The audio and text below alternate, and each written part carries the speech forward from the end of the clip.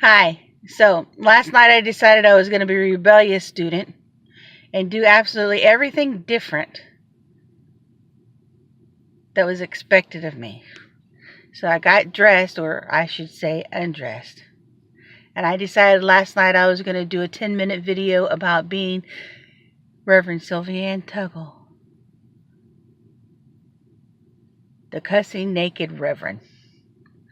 The one thing that you don't expect from a reverend is for them to cuss, or for them to be sexual, or for them to have any kind of flaws whatsoever, that you have to be upright and upstanding and moral. And you know what? I played that game. I played that game all of my life, trying to be who somebody else expected me to be, behave the way that somebody else expected me to be. Well, the one thing about being a Jehovah's Witness for 35 years of my life is the fact that I did learn how to respect one another, how to actually come to love my own fellow man. In my own way, I thought that as a Jehovah's Witness, that I knew what I was doing, that I knew everything because God let me know that what the future was going to be and how I was going to be judged. And I just knew that was the way. That was the way to believe. And when I look back at my life when I was a Jehovah's Witness, and I see all the judgment I had, we're not supposed to be a part of the world. But we have to be a part of the world just to be able to live. I mean, we have to go out and get a job. We have to work with other people who are not in our same religion. And yet to be a part of it and to be not a part of it, it was mind boggling. It was really confusing because I always looked down at everybody else, and I always felt bad for everybody else because I thought they were going to die in Armageddon. They were going to die, and God was going to kill them and judge them. And I didn't want to get close to them or love them because they were going to die. And so if I talked to them about how I believe, they weren't going to believe me anyway. And they're still going to die. I was going to die because I was not good enough. The sin, the sin, the sin. They're sinful. They sent Jesus down to die for our sins.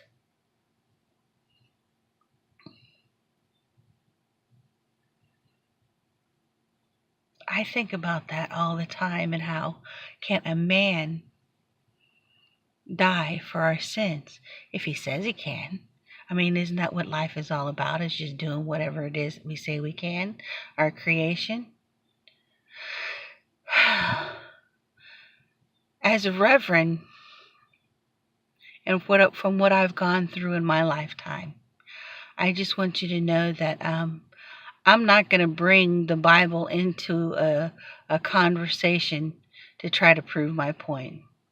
I'm not going to bring in the Quran or the Torah or anything else. That's not the way that I want to teach other people. I want to lead by example. I want to be able to tell them the stories and what happened to me and how it happened. There is a lot. Being me, there's a lot of stories that I can tell you where I know that my God intervened or helped me through a situation.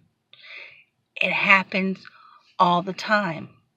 I don't believe it just happens to one person.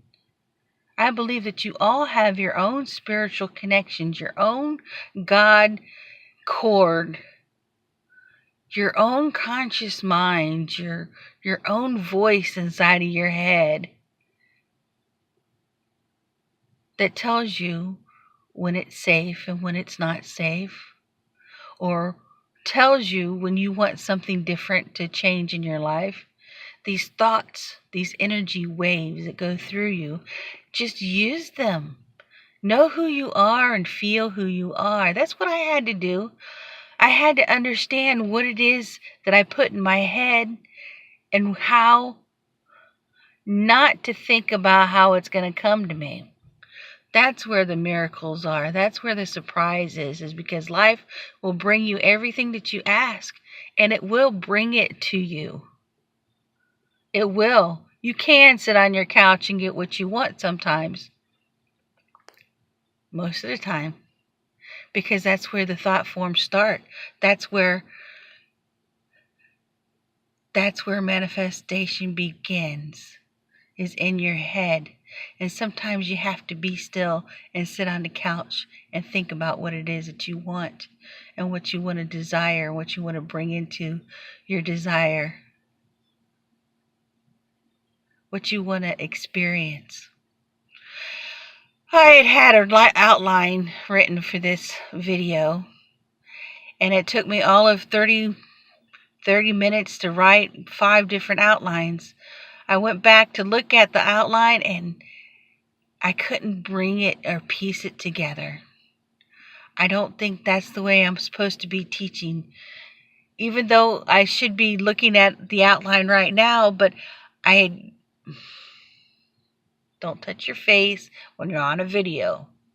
Don't pick your nose when you're on a video. I wanted to be the naked reverend. I wanted to be cussing and say damn it and all that other kind of stuff.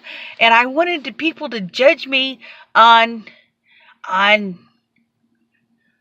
like the disciples, like Jesus' disciples. They were all imperfect. The whole purpose of that Bible was to show the humanity of men. If you judge me on my worst qualities, then you can love me on my best qualities. I had already been on a video on internet and somebody had typed in that I was ugly. I don't like being on video, so nobody can judge me as I'm ugly. I laid in bed last night, got my makeup on, pulled the covers up, try to see if I can get my cleavage just right. No double chin. I didn't want a double chin. I found one pose, I took a picture, and went to sleep. I don't like the way I look in videos, so that's something I'm going to have to get over. I don't like the way I sound, and that's something I'm going to have to get over. Now, it's so funny, on the radio show, we had videos too, and I just had to kind of like put it out of my mind, but in the back of my mind, I'm saying, oh, I'm so ugly. Oh, look at that. She got things on her face right there. That's self-doubting talk. Who am I to teach other people if I haven't overcome it myself? So that's what I want to bring to the world, is just my experiences, just what I'm going through. I mean, I'm going to feel different way. Hey, menopause is getting ready to set in. There might be a bitchy Sylvia out there. I might be the cussing reverend. The bitchy cussing naked reverend. There I go. I have to do a story like that. I've got to do something to bring out the point that no matter what I feel is not good enough inside of me, just to be present with my friends or where I am in the moment, to be real to myself so I could be real to you. But I don't want to disappoint people. I want to be a people pleaser. But I can't please everybody. I was already told that I'm not going to become famous on Facebook by a psychic, an angel reader. She was so sweet. It dashed my dreams, so every time I get on Facebook, I don't get on Facebook. Not going to help me. Now, I believe what she told me, just like I believed what my mama told me. Mama told me that I could do anything that I wanted to. Mama believed in me as a healer. And that's why I'm here, because she believed in me.